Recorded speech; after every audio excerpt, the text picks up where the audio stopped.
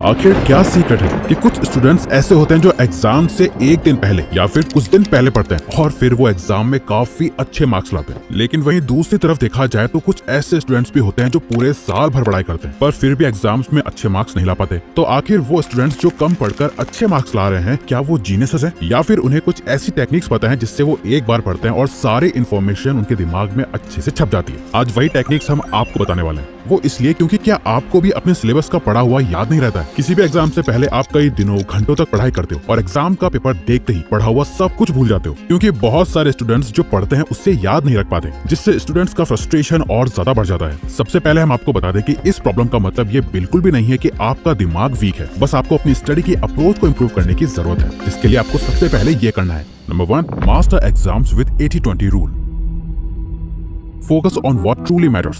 बेशक कम पढ़ाई करो लेकिन उस काम को स्मार्टली पढ़ो। विल्फ्रेडो पेरेटो का 80-20 रूल एक्चुअली प्रोडक्टिविटी बढ़ाने का एक तरीका है जिसे आप इफेक्टिवली पढ़ाई के लिए भी यूज कर सकते हो। सिर्फ 20% एफर्ट से आपको 80% रिजल्ट्स मिल सकते हैं। इवन हमारी खुद की 20% वीडियोस हैं जो हमें 80% से ज्यादा व्यूज देती हैं। ये प्रिंसिपल हर जगह अप्लाई होता है। इवन लोग 80% टाइम अपने 20% कपड़े बार बार पहनते हैं और ये पैटर्न आपकी स्टडीज पर भी अप्लाई होता है। अगर आप अपने सिलेबस को सिर्फ 20% इंपॉर्टेंट टॉपिक्स पर फोकस करोगे तो आप इजीली 80% मार्क्स ला सकते हो। आप पूरा सिलेबस कवर करने की कोशिश करने के बजाय कुछ मोस्ट इंपॉर्टेंट टॉपिक्स को प्रायोरिटी दो। जब आपके एग्जाम सर पर हो और टाइम लिमिटेड हो तब अपने सिलेबस के उस 20% पार्ट को आइडेंटिफाई करो जो एग्जाम में डेफिनेटली आएगा ही और उसको अच्छे से समझो और याद कर लो। जैसे मैथमेटिक्स के एग्जाम में 10 या 6 मार्क्स के क्वेश्चन के लिए कोई एक थ्योरम डेफिनेटली आती ही है तो उससे फिंगर टिप्स पर याद कर लो और समझ लो। अब इस अप्रोच को और इफेक्टिव बनाने के लिए आप अपने सिलेबस को छोटे छोटे पार्ट्स में बांट लो। जब ह्यूमन ब्रेन एक साथ ज्यादा इन्फॉर्मेशन रिसीव करता है तो उसके लिए कुछ भी याद रखना मुश्किल हो जाता है। जैसे फोन नंबर्स को 3 या 4 डिजिट्स में डिवाइड कर दिया जाता है ताकि उसको याद करना इजी हो जाए। ठीक उसी तरह से अपने सिलेबस के चैप्टर्स को पार्ट्स में बांट लो और उसमें से 20% इंपॉर्टेंट टॉपिक्स पर फोकस करो। आप डेली गोल सेट करो, जैसे आज मुझे ये टॉपिक पढ़ना और याद करना है। इस मेथड से आप इंपॉर्टेंट इन्फॉर्मेशन को सही से समझ और याद रख पाओगे। Number 2, visualise, engage, retain. The key to smart studying. Effective पढ़ाई करने के लिए कुछ स्मार्ट स्ट्रेटेजीज की जरूरत होती है, जैसे विजुअलाइजेशन। ह्यूमन ब्रेन किसी प्लेन टेक्स्ट की जगह विजुअल्स और रियल लाइफ इमेजेस को ज्यादा बेटर याद रखता है। जैसे मिडिल स्कूल में इंग्लिश और हिंदी के किसी भी चैप्टर में स्टोरी के साथ साथ पिक्चर्स होती थी तो वो स्टोरी आपको अच्छे से याद रहती थी। अपनी लर्निंग को सिंपल बनाने के लिए फ्लो चार्ट्स और डायग्राम्स का यूज करो। अगर कोई टॉपिक आपको बहुत मुश्किल लग रहा है तो उसे किसी स्टोरी की तरह समझो। इस तरह वो टॉपिक आपको ऑटोमेटिकली याद हो जाएगा। दूसरी स्मार्ट स्ट्रेटेजी है कलर कोडेड नोट्स, जो विजुअल मेमोरी को और ज्यादा एनहांस और इन्फॉर्मेशन को ऑर्गेनाइज करने में मदद करते हैं। जैसे मोस्ट इंपॉर्टेंट 20% पार्ट के लिए रेड नोट यूज करो, बेस्ट एग्जाम्पल्स के लिए ग्रीन और एक्स्ट्रा इंसाइट्स के लिए येलो कलर के नोट्स इस्तेमाल करो। इस तरह से अलग अलग कलर के स्टिकी नोट से अपने टॉपिक्स को विजुअली सेपरेट करो। इससे चीजें समझना बहुत ही आसान हो जाएगा। तीसरी स्ट्रेटेजी मल्टीपल सेंस है। दिवाली के फायर क्रैकर्स के बारे में सोचो। आपको लाउड आवाज, आसमान में रंग बिरंगे कलर और स्पार्कल याद आ गया होगा। ये सब आपको इसलिए याद रह गया क्योंकि इस एक्सपीरियंस में विजुअल, साउंड और स्मेल तीनों सेंसेस शामिल थे। एक रिसर्च के अकॉर्डिंग मल्टीपल सेंसेस का इस्तेमाल इंसान की लॉन्ग टर्म मेमोरी को स्ट्रॉन्ग बनाता है। जब पढ़ाई करते वक्त पिक्चर्स, साउंड्स और फिजिकल राइटिंग तीनों शामिल होती है तब उस पर्टिकुलर चीज के रिविजन के दौरान बस टॉपिक का नाम सुनकर ही आपको सब कुछ याद आने लगता है, क्योंकि इसमें आपके हैंड्स, आईज और ब्रेन एक साथ एक्टिवेट हो जाते हैं और मेमोरी की रिटेंशन पावर बढ़ जाती है। विजुअलाइजेशन, कलर कोडेड नोट्स और मल्टी सेंसरी लर्निंग को अपने स्टडी रूटीन में शामिल करो। स्मार्ट स्टडी शुरू करो और एफर्टलेसली अच्छे मार्क्स गेन करो।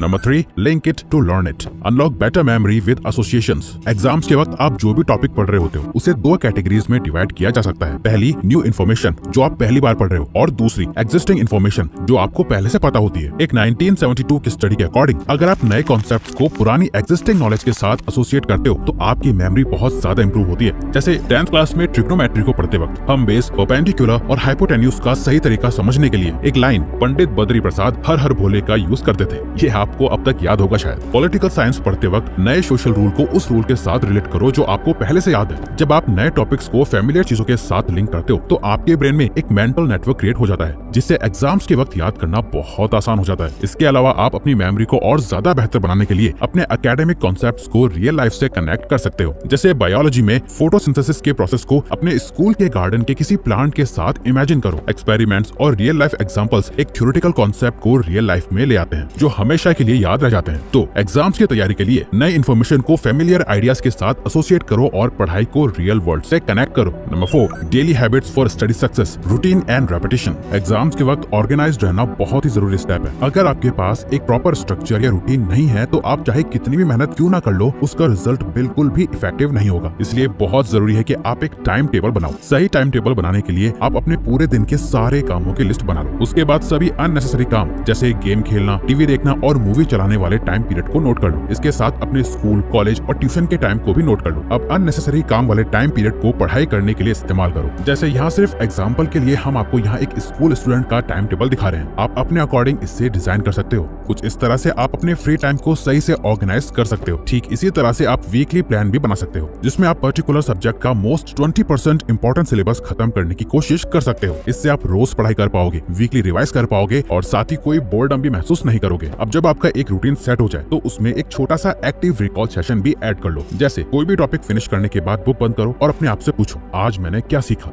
शुरुआत में आपको थोड़ी प्रॉब्लम हो सकती है, लेकिन धीरे धीरे ये रिकॉल सेशन आपकी मेमोरी को बहुत स्ट्रॉन्ग बना देगा। इसके अलावा रिवीजन को हैबिट बना लो। जैसे आप संडे को सिर्फ 2 से 3 घंटे पूरे वीक में की गई पढ़ाई की रिवीजन करने के लिए डेडिकेट कर सकते हो, जिसके बाद आप चाहो तो थोड़ा घूम और एंजॉय भी कर सकते हो। Number 5, short breaks big gains. Study like a pro. पढ़ाई के बीच रेस्ट लेना एक ऐसी स्ट्रेटेजी है जिसके बारे में सब जानते हैं, पर अक्सर इसको इग्नोर कर देते हैं। मैक्सिमम स्टूडेंट्स टीनेज की कैटेगरीज में आते हैं और एग्जाम्स के दौरान कुछ टीनेजर्स बिल्कुल भी रेस्ट नहीं लेते हैं, जिसकी वजह से वो बर्नआउट हो जाते हैं। तो कुछ टीनेजर्स बहुत लंबे ब्रेक्स लेते हैं, जिससे उनकी पढ़ाई का मोमेंटम खत्म हो जाता है। इसके अलावा कुछ स्टूडेंट्स ऐसे भी होते हैं जो सिर्फ रेस्ट ही करते हैं और एग्जाम वाले दिन पूरी तरह से स्ट्रेस्ड हो जाते हैं। इसका सोल्यूशन सिंपल है। आपको अपनी इंडिविजुअल जरूरत के हिसाब से ब्रेक लेना चाहिए, ताकि आप रिलैक्स करने के साथ साथ अपने मोमेंटम को खो ना दें। आपको रेस्ट को वही इंपॉर्टेंस देनी है जो आप अपनी स्टडीज को देते हो। रेस्ट एक्चुअली आपके ब्रेन को इन्फॉर्मेशन प्रोसेस और रिटेन करने का टाइम देता है, जिससे चीजें आपके ब्रेन में लॉन्ग टर्म के लिए बैठ जाती हैं। अगर आप ब्रेक्स नहीं लोगे तो आपका ब्रेन बहुत सारे इन्फॉर्मेशन से भर जाएगा और मेमोरी को रिटेन नहीं कर पाएगा। पढ़ाई के साथ साथ ब्रेक का बैलेंस ही एग्जाम्स में सक्सेस पाने की चाबी है। स्मार्टली रेस्ट और ब्रेक लो और अपना बेस्ट परफॉर्म करो। अगर हम इन सभी पॉइंट्स का कंक्लूजन दे तो किसी भी टॉपिक को विजुअलाइज और मल्टीपल सेंसेस के थ्रू एक्सपीरियंस करके आप उसे लॉन्ग टर्म तक याद रख सकते हो। स्ट्रक्चर्ड रूटीन्स, एक्टिव रिकॉल और रेगुलर ब्रेक्स जैसी स्ट्रेटजीज को अप्लाई करके आप अपने स्टडी सेशंस को और ज्यादा प्रोडक्टिव बना सकते हो। अगर आपने पढ़ाई लेट स्टार्ट की है तब भी कंसिस्टेंट एफर्ट और फोकस प्रिपरेशन से आप अच्छे मार्क्स गेन कर सकते हो। और अगर आपको टाइम मैनेजमेंट, प्रोक्रेस्टिनेशन खत्म करना, सेल्फ कंट्रोल, डिसिप्लिन और कंसिस्टेंसी हमसे सीखनी है तो एक बार नीचे दिए गए लिंक पर जरूर क्लिक करो और हमारा अमेजिंग कोर्स ज्वाइन करो, जिसने अभी तक काफी लोगों की लाइफ चेंज कर